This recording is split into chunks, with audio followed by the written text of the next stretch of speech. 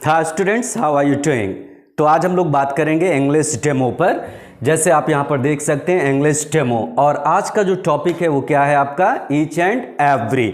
तो आज हम लोग डिस्कस करेंगे ईच एंड एवरी का यूज़ कैसे किया जाता है। और अगर आप हमारे लाइव सेशन से जुड़ना चाह रहे हैं तो हमारा लाइव क्लास कितने बजे चलता है, शाम को 8 बजे। अगर आप उससे जुड़ेंगे तो डेफिनेटली आपकी सारी प्रॉब्लम, जितनी भी इंग्लिश की प्रॉब्लम है, आई प्रॉमिस वो सारी की सारी दूर हो जाएगी।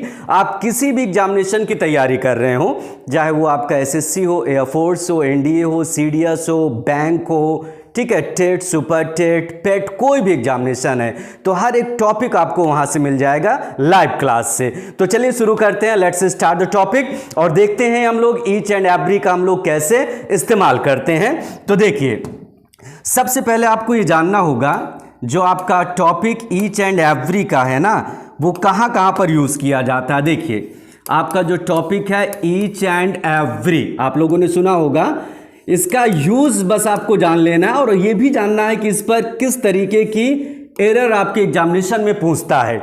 अगर हम इसकी हिंदी की बात करें, ईच एंड एवरी मीन्स क्या होता है, प्रत्येक, और प्रत्येक का मतलब क्या होता है, हर एक।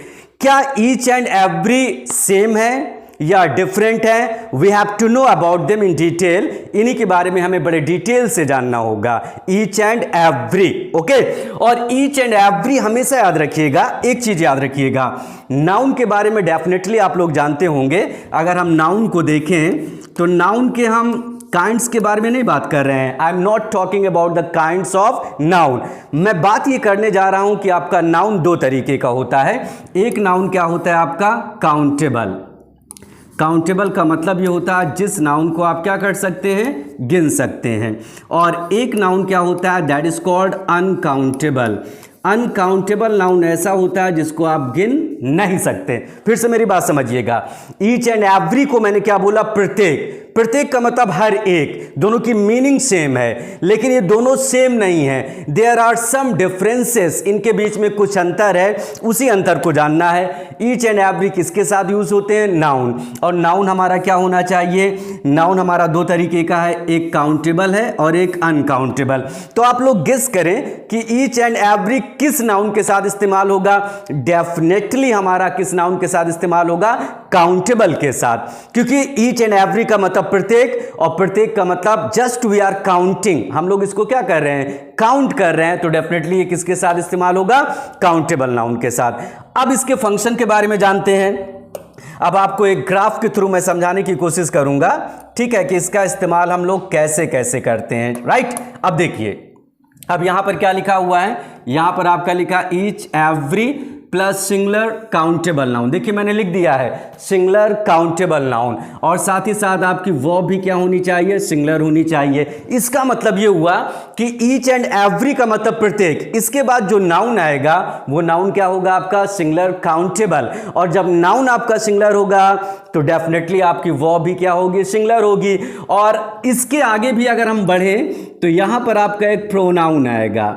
अगर हम प्रोनाउन की बात करें तो प्रोनाउन भी हमारा क्या होना चाहिए, सिंगुलर प्रोनाउन होगा, ठीक है। थोड़ा सा कॉन्सेप्ट समझिएगा आप लोग, नाउन क्या होगा, सिंगुलर, वर्ब क्या होगी, सिंगुलर, एंड प्रोनाउन, राइट है ना, जो आपका प्रोनाउन होगा वो भी हमारा क्या होना चाहिए, सिंगुलर होना चाहिए। अब देखिए मैंने एक एग्जाम्पल भी लिया है आपके लिए। अब यहां पर एक एग्जाम्पल क्या है, ईच स्टूडेंट लिखा हुआ है ना।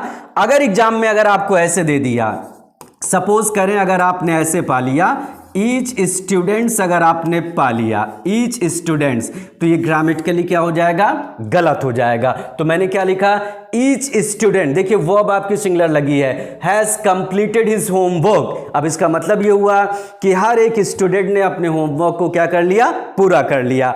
और एग्जाम में इसी तरीके की प्रॉब्लम उठती है, ईच स्टूडेंट, पता चला हैज की जगह उसने हैव कर दिया, तो दैट इज ग्रामेटिकली एरर, तो वो ग्रामेटिकली क्या हो जाएगा, गलत हो जाएगा। Each student has completed his homework. अब इसमें देखिए एवरी गर्ल, अब यहां पर देखिए गर्ल है, गर्ल्स नहीं लिखा हुआ है, कंप्लेन।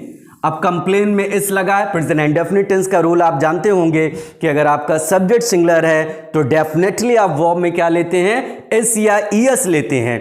अगर आपका सब्जेक्ट प्लूरल है तो आप एस या एस का इस्तेमाल नहीं करते। तो एग्जांपल क्या लिखा है, every girl complains against you, मतलब हर एक लड़की तुम्हारे खिलाफ क्या करती, कंप्लेन करती है। अब इस पर हम देखते हैं कि एरर आपके एग्जाम में कैसे पूछ सकता है। Let's find out the error. देखिए ईच एंड एवरी मैंने क्या बोला, नाउन सिंगुलर होना चाहिए और नाउन क्या होना चाहिए, काउंटेबल। जब नाउन आपका सिंगुलर होगा तो डेफिनेटली आपकी वर्ब सिंगुलर होगी और साथ ही साथ आपका प्रोनाउन भी सिंगुलर होगा। ईच एंड एवरी प्रत्येक, और दोनों को यहां पर हम इंटरचेंज कर सकते हैं। इंटरचेंज करने का मतलब ये हुआ जहां पर हम ईच लेते हैं वहां पर एवरी भी ले सकते हैं। जैसे मैं आपको कुछ एग्जांपल दे रहा हूं, जैसे यहां पर मैंने लिखा ईच स्टूडेंट, यहां पर देखिए गौर करिए, ईच स्टूडेंट और उसके बाद लिखा वो हैप्पी। ठीक है, यहां पर एक सेंटेंस है, ईच स्टूडेंट वो हैप्पी, और उसके आगे लिखा विथ और उसके बाद लिखा माई और उसके बाद लिखा परफॉर्मेंस। ये एक सेंटेंस है। अब यहां पर इसका सेंस क्या निकला, यहां पर इसका सेंस ये निकला कि ईच स्टूडेंट वो हैप्पी विथ माई परफॉर्मेंस, हर एक लड़का मेरे परफॉर्मेंस से खुश था। तो what is the problem here, यहां पर क्या प्रॉब्लम है, यहां पर जो आपकी प्रॉब्लम है ये वो नहीं होना चाहिए बल्कि क्या होना चाहिए, यहां पर वॉस होना चाहिए। क्लियर है। आप चाहें तो ईच की जगह एवरी भी ले सकते हैं। तो यहां पर आपका ईच एंड एवरी इंटरचेंज हो सकता है। एक सेंटेंस और हम लोग लेते हैं, जैसे यहां पर हमने लिखा एवरी प्लेयर, देखिए गौर करिएगा, एवरी प्लेयर।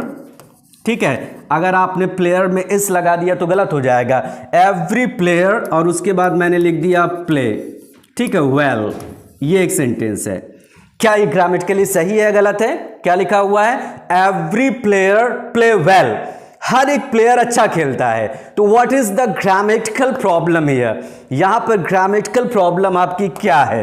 तो यहां पर गौर करिए, यहां पर प्ले नहीं होना चाहिए, प्रेजेंट इंडेफिनिट टेंस के अकॉर्डिंग क्या होना चाहिए, प्लेज होना चाहिए।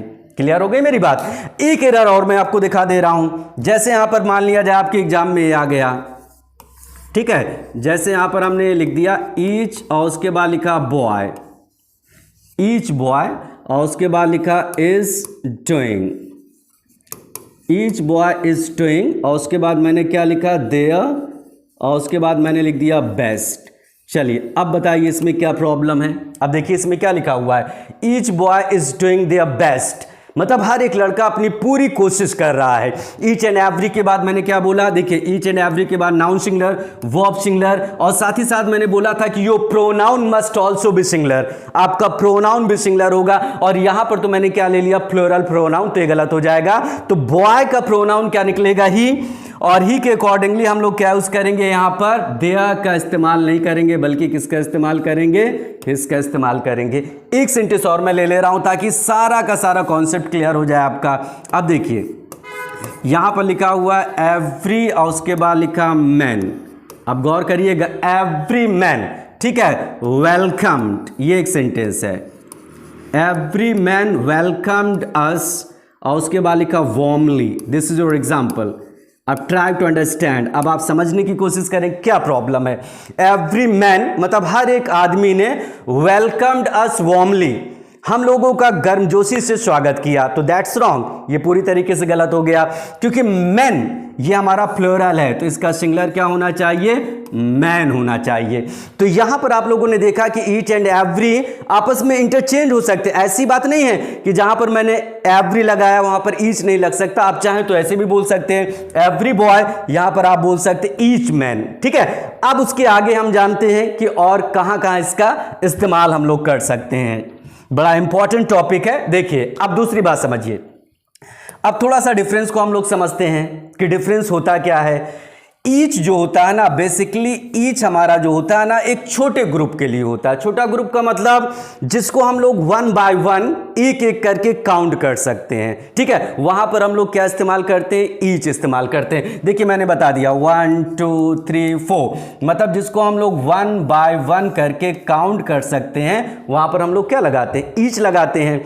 और एवरी कहां पर लगाते हैं, जहां पर हमें काउंट नहीं करना है, we have to take in the whole, मतलब पूरे समूह को हमें ले लेना है। जैसे मान लिया जाए फिंगर से 1 2 3 4 5, तो हम बोल सकते ईच फिंगर, क्योंकि हम एक एक करके गिन सकते हैं, 1 2 3 4 5, ठीक है। ग्रुप छोटा है, छोटा का मतलब केवल 5 ही है, तो डेफिनेटली आई कैन काउंट, मैं इसको काउंट कर सकता हूं। तो बस आप लोग ये याद रखिएगा कि ईच अगर मान लिया जाए, सपोज दैट अगर कोई इंसान पूछ रहा है कि ईच एंड एवरी का मतलब प्रत्येक, ठीक है, क्या डिफरेंस है, तो आप क्या जवाब देंगे? कोई बहुत बड़ा डिफरेंस नहीं है। Each and every can be interchange, ये आपस में बदले जा सकते हैं, लेकिन थोड़ा सा डिफरेंस है। और वो डिफरेंस क्या है? ईच बेसिकली किसके लिए इस्तेमाल होता है? छोटे ग्रुप के लिए, ठीक है, जिसको हम 1 2 3 4 5 लाइक दिस काउंट कर सकते हैं। तो यहां पर हम क्या यूज करते हैं? 1 by 1। और अगर हम बात करें एवरी की, तो देखिए एवरी आपका कहां पर इस्तेमाल होता है? जहां पर ग्रुप थोड़ा बड़ा होता है, जहां पर ये पॉसिबल नहीं है कि आप 1 2 3 4 5 लाइक दिस आप उस चीज को काउंट कर सकते हैं। तो यहां पर देखिए मैंने एक ग्रुप बनाया है और ये ग्रुप थोड़ा बड़ा है, और यहां पर सिचुएशन कैसे लागू हो रही है? एवरी का मतलब ऑल, जैसे आप लोगों ने सुना होगा ऑल ऑफ द बॉयज, सारे लड़के, तो एवरी का मतलब यहां पर सेंस क्या होगा? ऑल होगा। ये थोड़ा सा डिफरेंस है, हमेशा याद रखिएगा। अगर कभी भी पूछा जाए कि ईच एंड एवरी में क्या डिफरेंस है, तो आप क्या जवाब देंगे? आप जवाब ये देंगे कि ईच जो होता है वो छोटे ग्रुप के लिए लगता है, और एवरी जो है वो बड़े ग्रुप के लिए। ईच 1 by 1 गिनाता है, लेकिन एवरी सबको एक साथ ले लेता है। अब मैंने एक एग्जाम्पल भी लिया है। अब यहां पर क्या लिखा है? आई मेट 4 स्टूडेंट्स, मैं कितने स्टूडेंट से मिला? 4 स्टूडेंट से मिला, ठीक है, 4 स्टूडेंट से। And each student talk to me politely, और हर एक स्टूडेंट ने मुझसे बहुत ही अच्छे से बात किया, ठीक है। और अगर हम इसकी जगह पर अगर इस्तेमाल कर देते एवरी, तो गलत हो जाता, डेफिनेटली गलत हो जाता, क्योंकि यहां पर 4 है ना, 4। अब 4 तो पॉसिबल है ना कि आप काउंट कर सकते हैं। तो यहां पर मैंने एग्जांपल क्या लिया? Once again I am repeating, I met 4 students, मैं 4 स्टूडेंट से मिला। एंड ईच स्टूडेंट, देखिए each student talk to me politely, हर एक स्टूडेंट ने मुझसे सही से बात किया। देखिए स्टूडेंट में नहीं लगा। बस आपको ये दिमाग में रखना है कि ईच एंड एवरी के जस्ट आफ्टर अगर कोई नाउन आता है तो वो नाउन हमेशा सिंगुलर होगा, उसमें हम एस नहीं लगा सकते हैं। अब दूसरा एग्जाम्पल है, I'd like to visit every country in the world, मैं संसार के हर एक कंट्री में विजिट करना चाहूंगा। अब यहां पर अगर हम वर्ल्ड की बात करें, वर्ल्ड में कितनी कंट्री है? बहुत ज्यादा है ना, ठीक है। तो that is impossible to count 1 by 1, एक एक करके गिनना थोड़ा सा पॉसिबल हो जाता है, क्योंकि ग्रुप थोड़ा सा बड़ा है। तो यहां पर मैंने क्या यूज किया? एवरी इस्तेमाल किया। तो ये आइडिया आपको मिला होगा कि ईच जो होता है वो छोटे ग्रुप के लिए, और एवरी क्या है? बड़े ग्रुप के लिए। और सबसे बड़ी प्रॉब्लम इसमें क्या होती है? Spotting the error. और जैसे कि मैंने बताया कि ईच एंड एवरी के बाद आने वाला नाउन क्या होना चाहिए? सिंगुलर। वर्ब क्या होनी चाहिए? सिंगुलर। एंड डेफिनेटली आपका प्रोनाउन भी क्या होगा? सिंगुलर प्रोनाउन होगा। तो आई होप ये कॉन्सेप्ट आपको क्लियर हो गया होगा कि ईच एंड एवरी कहां पर इस्तेमाल होता है। थोड़ी सी और बात करते हैं कि ईच एंड एवरी में और क्या मामला है, थोड़ा सा इसको भी हम लोग देख लेते हैं। तो देखिए यहां तक तो कॉन्सेप्ट आपका मैंने क्लियर कर दिया, ठीक है। अब थोड़ी सी और बात कर लेते हैं। यहां पर ये आया, अब देखिए, अब जैसे मैंने कहा ईच एंड एवरी, ठीक है। अब थोड़ा सा समझते हैं। ईच एलोन, मतलब ईच एलोन का मतलब अगर आप चाहें तो ईच को अकेले इस्तेमाल कर सकते हैं। अभी आप लोगों ने क्या देखा कि ईच के बाद आपका कोई ना कोई नाउन होता था। क्या होता था? नाउन इस्तेमाल हुआ, ठीक है। अगर आप चाहें तो ईच को अकेले भी इस्तेमाल कर सकते हैं।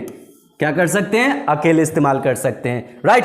अगर आप एवरी को अकेले इस्तेमाल करेंगे तो दैट्स रॉन्ग, ये पूरी तरीके से गलत हो जाएगा, ठीक है। एवरी अकेले इस्तेमाल नहीं हो सकता है, ईच अकेले इस्तेमाल होता है, लेकिन एवरी अकेले इस्तेमाल नहीं हो सकता, बल्कि इसके जगह पर क्या यूज करेंगे आप? एवरीवन यूज करेंगे, ठीक है। अब एग्जाम्पल क्या लिखा है?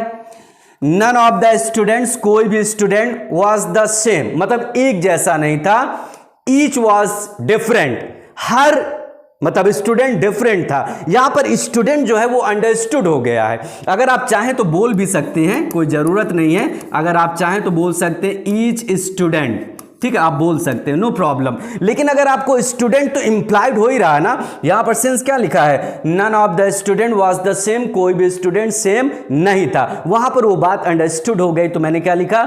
Each was different, her student, मतलब हर स्टूडेंट डिफरेंट था। तो ईच अकेले यूज हो सकता है, but it is not possible with every. लेकिन ये बात एवरी के साथ पॉसिबल नहीं हो सकती है। अब एवरी में क्या लिखा हुआ है? आई हेल्प्ड मैनी पीपल, मैंने बहुत सारे सारे लोगों की मदद किया। और यहां पर मैंने क्या लिखा, एवरीवन वाज थैंकफुल, हर कोई थैंकफुल था। ठीक है, अब यहां पर मैंने क्या बोला, एवरी, देखिए यहां पर क्या लिखा है, आई हेल्प्ड मैनी पीपल, मैंने बहुत सारे लोगों की मदद की, एंड एवरीवन वाज थैंकफुल, हर कोई थैंकफुल था। ठीक है, और एवरी अगर हम इसको एग्जाम में ऐसे पा जाएं, एवरी वाज थैंकफुल, तो वो क्या हो जाएगा, ग्रामेटिकली आपका गलत हो जाएगा। क्लियर है ना मेरी बात? तो यहां पर फिर समझ लीजिए, ईच एलोन अकेले यूज हो सकता है, एवरी अकेले नहीं यूज हो सकता, एवरीवन यूज हो सकता है। ठीक है, बात समझ में आ रहा ना? हाँ, कुछ बच्चों के दिमाग में भी आया होगा कि ईच वन का भी हम इस्तेमाल कर सकते हैं या नहीं कर सकते। डेफिनेटली आप कर सकते हैं, ईच के साथ दोनों पॉसिबल है, या तो आप अकेले ईच इस्तेमाल कर सकते हैं या तो ईच वन इस्तेमाल कर सकते हैं, लेकिन एवरी कभी नहीं इस्तेमाल करेंगे, उसके साथ आप एवरी वन बोलेंगे, या तो आप नाउन ही लगा दें, every boy, every girl, right है ना? अगर आप नाउन नहीं लेना चाहते तो आपको क्या बोलना होगा, एवरी वन बोलना होगा। अब एक कॉन्सेप्ट और समझिए, अब यहां पर क्या लिखा हुआ है, एवरी ऑफ। ठीक है, और उसके बाद देखिए एवरी ऑफ को अगर हम देखेंगे तो यहां पर एवरी ऑफ, यहां पर थोड़ा सा एक इंप्रूवमेंट अब मैं कर दूं। ठीक है, यहां पर एवरी ऑफ नहीं है, यहां पर ईच है। ठीक है, अब देखिए इसमें क्या लिखा है, each of and every one of. अगर आप चाहें तो each of and every of का भी इस्तेमाल, एवरी वन ऑफ का भी इस्तेमाल करेंगे, लेकिन इसके साथ आपको क्या लेना होगा, द, दीज, या तो आप माई लेंगे, योर लेंगे, देम लेंगे। इसी तरीके से अगर आप बोलेंगे एवरी वन ऑफ, तो इसमें आप द लेंगे, दीज लेंगे, या माई लेंगे, योर लेंगे, देम लेंगे, ETC। अब मैं एग्जांपल के थ्रू आपको समझाता हूं, ऐसे क्लियर नहीं होगा। देखिए समझिए, जैसे यहां पर अगर आप चाहें तो इस सेंटेंस को ऐसे भी बोल सकते हैं, ईच ऑफ द बॉयज। ठीक है, each of the boys, right? या ऐसे भी बोल सकते हैं आप, every one of the boys. अब देखिए दोनों में डिफरेंस समझिए, कोई बहुत बड़ा डिफरेंस नहीं है। ठीक है, दोनों में। अब यहां पर क्या है, अभी तक मैंने क्या बोला, ईच एंड एवरी के बाद अगर जस्ट आफ्टर अगर कोई नाउन आ रहा है तो वो नाउन सिंगुलर होगा। अगर बीच में ऑफ आपने लगा दिया तो कोई इश्यू नहीं है, लेकिन इधर वाला नाउन क्या होगा, प्लूरल होगा। और आर्टिकल द आप नहीं हटा सकते। ठीक है, आर्टिकल द को आपको लगाना होगा, लेकिन वर्ब आपकी क्या होगी, सिंगुलर। अब मैंने क्या लिखा, ईच ऑफ द बॉयज, और उसके बाद मैंने लिख दिया वाज हैप्पी। मतलब each of the boys was happy का मतलब हर एक लड़का खुश था। यहां पर भी वही बात लिख सकते हैं, each of the boys was happy, मतलब हर एक लड़का क्या था, खुश था। तो आपको डिफरेंस ये समझ में आया, कोई फर्क नहीं है। इसी बात को आप बोल सकते ईच बॉय वाज हैप्पी, या इसी बात को बोल सकते every boy was happy. Every one आप तो नहीं बोल पाएंगे, every one of the, sorry, every one the boy नहीं बोल पाएंगे। अगर आप चाहें तो इसी बात को ऐसे बोल सकते, each boy was happy, every boy was happy. या इसी बात को अगर आप ऑफ लगाएंगे तो यहां पर डेफिनेटली आपको आर्टिकल द लेना ही पड़ेगा। अगर आप द नहीं लेते हैं तो इसकी जगह आप कुछ और यूज करें, माई, योर, आर, देयर, इस तरीके की बातें यूज कर सकते हैं। जैसे यहां पर मैंने एक सेंटेंस दिया, यहां पर देखिए, जैसे यहां पर मैंने लिखा ईच ऑफ और उसके बाद लिखा माई फ्रेंड्स। देखिए ये नाउन ऐसी सिचुएशन में प्लूरल रहेगा। ठीक है, ईच ऑफ माई फ्रेंड्स मतलब मेरे जितने भी दोस्त हैं उनमें से प्रत्येक। और उसके बाद आगे मैं बढ़ रहा हूं, हेल्प, और उसके बाद मैंने लिखा मी। तो बताइए यहां पर क्या प्रॉब्लम है? प्रॉब्लम क्या है, हेल्प में एस लगेगा। ईच एंड एवरी अगर दिखाई पड़ गया ना तो वर्ब कभी प्लूरल नहीं जा सकती। हाँ, यहां पर थोड़ा चेंज हुआ है, ऑफ लगाने की वजह से ये नाउन प्लूरल में हो गया है। ठीक है, तो यहां पर क्या हो जाएगा, हेल्प्स। अब देखिए यहां पर आर्टिकल द नहीं लगा, बल्कि उसकी जगह पर क्या आ गया, माई आ गया। इसी तरीके से आप बोल सकते हैं एवरी वन ऑफ, और उसके बाद लिखा their, every one of their, और उसके बाद लिखा मिस्टेक्स, मतलब उनकी प्रत्येक मिस्टेक्स, और उसके बाद लिखा इज पार्डनेबल। इज पार्डनेबल का मतलब उसको माफ किया जा सकता है। क्लियर हो गई ना मेरी बात? तो बस इतना समझना है कि ईच ऑफ या एवरी वन ऑफ लगाएंगे तो या तो वहां पर आर्टिकल द आप लें, अगर आर्टिकल द नहीं है तो उसकी जगह आप कुछ डिटर्मिनर ले सकते हैं, for example my, your, our, their, इस तरीके की बातें लेंगे। तो आई होप ये सारा कॉन्सेप्ट आपको क्लियर हो गया होगा। तो ये डेमो क्लास आपको कैसी लगी?